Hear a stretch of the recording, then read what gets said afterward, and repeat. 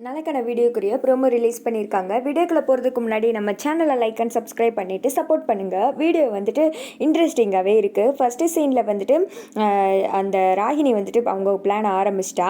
அப்படியே கையில் ஃபோட்டோஸை வச்சுக்கிட்டு, இந்திரா எல்லாரும் கைக்குள்ளே போட்டுக்கிட்டு ஆட்டமாக காட்டுற ஆட்டம், இருடி உன்னை எப்படி முடங்கி இந்த மூளையில் உட்கார வைக்கிறேன்னு பாரு அப்படின்னு சொல்லிட்டு இந்திரா வந்துட்டு கதிரை ஷூட் பண்ணியிருப்பாங்க இல்லையா, அந்த ஃபோட்டோலாம் எடுத்து வச்சுக்கிட்டு, இந்த ஃபோட்டோ வச்சு உன்னை காலி பண்ணிட்டு இதை எங்கே வைக்கலாம் அப்படின்னு சொல்லிட்டு ரூமுக்குள்ளே வைக்கிறதுக்காக கபோர்டில் வைக்கலாமா அங்கே வைக்கலாமா அப்படின்னு சொல்லிட்டு பார்த்துட்டு இருக்காங்க. வேணாம் இங்கெல்லாம் வச்சா மேலோட்டமாக இருக்கும், வேணும்னே பார்க்குற மாதிரி வச்ச மாதிரியே இருக்கும் அப்படின்னு சொல்லிட்டு பார்த்துட்டு இருக்கா. டக்குன்னு வந்துட்டு ஹேமா ரூமுக்குள்ளே வர்றாங்க.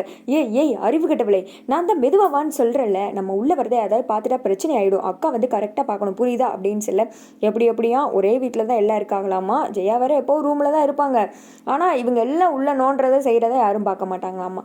என்ன குடும்ப சரவணன் இது, இன்னும் என்ன முட்டாளாவே நினச்சிக்கிட்டு இருக்கல அப்படின்ற மாதிரி தான் நம்ம யோசித்துட்டு இருக்கோம். அடுத்து வந்துட்டு ஹேமா ஒரு நோட் மாதிரி கொடுக்குறாங்க. அதில் வந்துட்டு நான் சொன்ன மாதிரிலாம் எழுதிட்டேல அப்படின்னு சொல்லிட்டு ராகினி கேட்க, அதெல்லாம் எல்லாம் எழுதிட்டேங்க பாருங்க அப்படின்ற மாதிரி சொல்ல ராகினி வந்துட்டு வாசிக்கிறாங்க. என் அக்காவுக்கும் கதிருக்கும் சுத்தமாக செட் ஆகாது, கதிர் வந்துட்டு எவ்வளோ பட்டாலும் வந்துட்டு திருந்தவே மாட்டார், என் அக்கா வந்துட்டு எப்போ கதிரை கல்யாணம் முடிச்சாங்களோ அப்பையிலேருந்து கஷ்டம்தான் பட்டுட்டு இருக்காங்க, இதுக்கெல்லாம் ஒரே வழி கதிரையும் எங்கள் அக்காவையும் பிரிக்கணும், அப்படி இல்லாட்டி அந்த கதிரை போட்டு தள்ளணும், அப்படி இருந்தால் தான் என் அக்கா சந்தோஷமாக இருக்க முடியும், அதுக்கடுத்து என் அக்காவுக்கு நான் சந்தோஷமாக வேற கல்யாணம் பண்ணி வச்சிருவேன் அப்படின்னு சொல்லிட்டு எழுதியிருக்கு.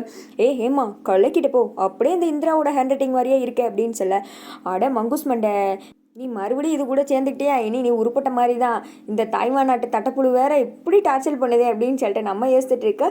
அப்புறமேட்டு ஹேமா சொல்கிறாங்க, என்னங்க இப்படி சொல்லிட்டீங்க, இதுலனா வந்துட்டு நான் கிங்குங்க, எனக்கெலாம் இது கை வந்த கலை தெரியுமா அப்படின்ற மாதிரி சொல்ல, எது ஃப்ராடுத்தனம் பண்ணுறது கை வந்த கலை.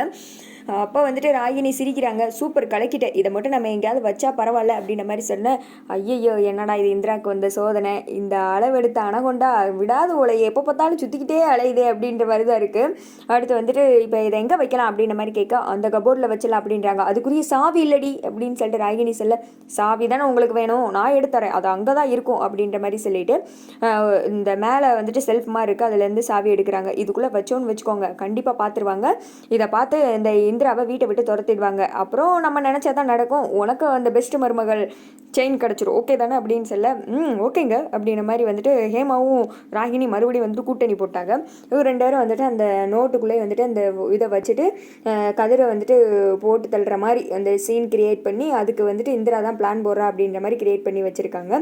அதோட பார்த்தீங்கன்னா இந்த ப்ரோமோ வந்துட்டு முடியுது.